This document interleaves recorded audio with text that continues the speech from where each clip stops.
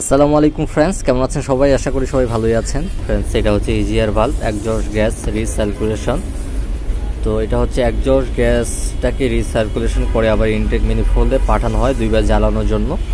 তো এটা হচ্ছে টয়োটা এক্স করোলা 2005-এর মডেলের। তো এটা 4 বছর গাড়ি চলছে, অথচ এটা কখনো খোলা হয়নি। তো গাড়িটা যেই কারণে মাইলেজ কম দিচ্ছিল এবং পিক আপ ভার ছিল, সেখানে আমরা ইঞ্জেক্টর, স্পার্ক প্লাগ, কয়েল এগুলো চেক করছি, এগুলো সব ঠিক আছে, ফুয়েল পাম্পও ঠিক আছে। তো তারপর আমরা এটা চেক করলাম, দেখি যে এটাতে পুরো বন্ধ হয়ে গেছে, প্রচুর পরিমাণ ময়লা। তো এটা আমরা ক্লিন করব। তো এটা উপরের সেন্সরটা খুলে ফেললাম, আর এখানে একটা স্প্রিং আছে। তো মূলত এটার মাধ্যমে এটা খুলে ভালভটা এবং খুলে এবং বন্ধ হয় এই সেন্সরের মাধ্যমে।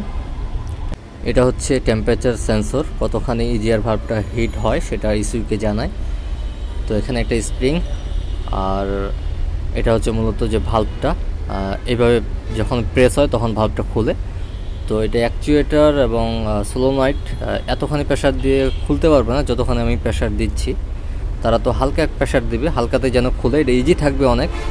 তো একদমই এটা জাম হয়ে গেছে, অনেকটা শক্তি লাগতেছে। তো এটাই শুধু ফ্রি করতে হবে, এই কার্বনগুলো বের করে। এটা ভিতর থেকে অনেকটা ব্লক হয়ে গেছে। তো এটা আমরা ক্লিন করব, তারপর দেখি গাড়িটা সমাধান হয় কিনা। তো এটা ক্লিন করার জন্য আমরা এটা পেট্রোল বা অকটেন, কেরোসিন বা WD-40 দিয়ে এটা ক্লিন করতে পারবো। তো এখানে দেখুন কি পরিমাণ কার্বন জমছে, আপনাদেরকে যদি দেখাই এটা। তো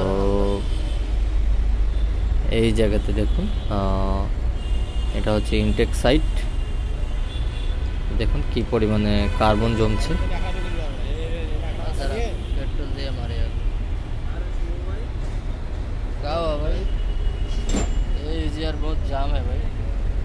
তো মূলত এই কার্বনগুলোই ভালো করে আমাদেরকে ক্লিন করতে হবে, কোনো যেন ময়লা না থাকে, তারপরে গাড়ি আসলে বরাবর হবে।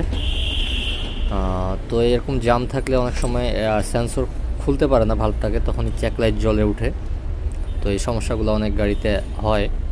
তো ফ্রেন্ডস, এটাই ছিল EGR নিয়ে ছোট একটা ভিডিও। তো এটা আমরা ক্লিন করার পর ফিটিং করে দিব। তো এটা কিভাবে লাগাবেন এবং কিভাবে ফিটিং করবেন, আমার EGR নিয়ে A to Z ভিডিও আছে, আপনারা চাইলে সেই ভিডিওগুলো দেখতে পারেন। তো দেখা হবে নেক্সট ভিডিওতে। আল্লাহ হাফেজ।